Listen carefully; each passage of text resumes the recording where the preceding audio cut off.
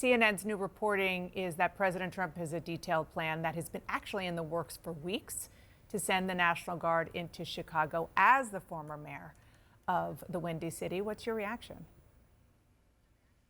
Well, first, I think everybody should take a step back and realize that as a commander-in-chief over his 2 terms, he has only deployed and put boots on the ground in American cities, never overseas. And just think about what that means as a country. Second, he gave his speech in Iowa, he said, "I hate Democrats," and this may be the reflection of that. I think the core issue here is, look, crime is coming down, specifically violence, but there's a persistent problem, which is carjacking. In fact, the Doge individual in D.C. was a victim of an attempted carjacking. There's technology actually to deal with that problem. It hasn't dropped as much as homicides and shootings. And that's where the federal government can work with cities and work with mayors and work with county officials to actually reduce carjackings, which are the bigger problem in cities and the persistent problem in that area. And lastly, I think, look, the attack here is also in the area of prosecutions. And the U.S. attorney's offices across the country should get back to prosecuting gun crimes in cities across the country and states across the country, unlike what's happening in D.C.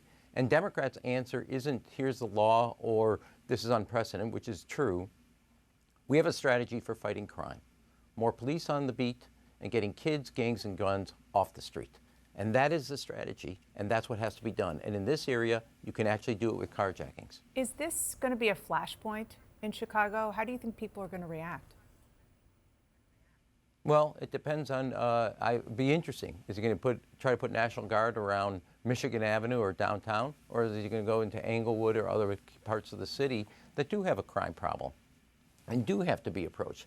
And my guess is when you look at what he did in D.C., he's not going to actually deal with crime. This is an attempt to get the goods through customs. This is an attempt to deal with cities that are welcoming cities, known as sanctuary cities, and deal with immigration. This will not be about fighting crime. If you were and when he said in that video that somehow that Chicago is a mess, well, compared to a White House that uses signal chat to do national security, it's not a mess. If you were still mayor, how would you handle it?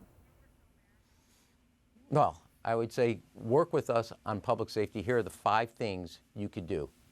Technology to deal with carjackings, prosecuting gangs and gun violence in the city, working on the issues of drugs and guns coming into the city, and helping coordinate task force that deal with confronting gangs throughout the city. Those are the things that I would say, right now, partner with us.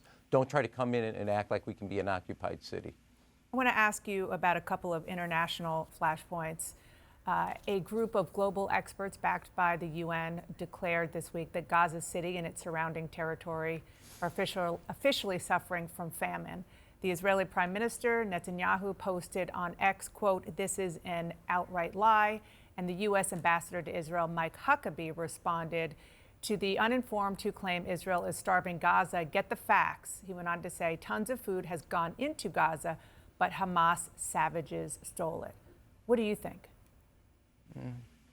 A couple things, Dana. One is this is a product of the fact that he was, Prime Minister Netanyahu was told in the early days of the war, you better have a day after plan. And now there is no day after plan, and there's chaos there. And there is an issue as access to food, and there is hunger. There is famine. It's a war zone.